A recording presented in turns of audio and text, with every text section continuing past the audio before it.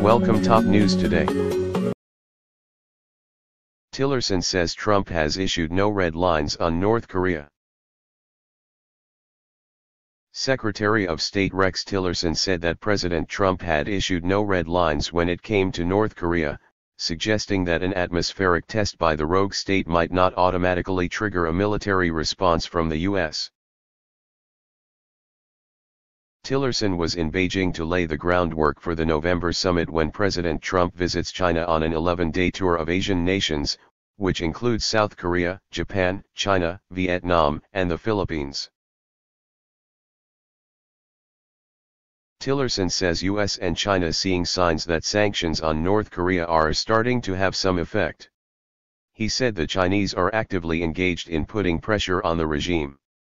New sanctions were imposed on North Korea in the United Nations on September 11 during the United Nations General Assembly.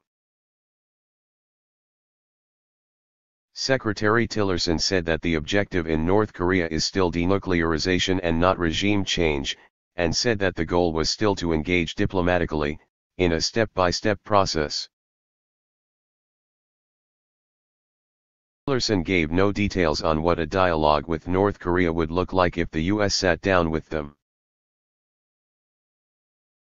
When asked if an atmospheric nuclear test would elicit a military response, Tillerson said, "As far as I know, the commander-in-chief has issued no red lines." He says the situation with North Korea is overheated and things need to calm down. When asked if that includes President Trump's rhetoric, he said it would be helpful if Kim Jong-un stopped launching missiles. North Korea becomes a nuclear state, they won't be the last nuclear state in this region.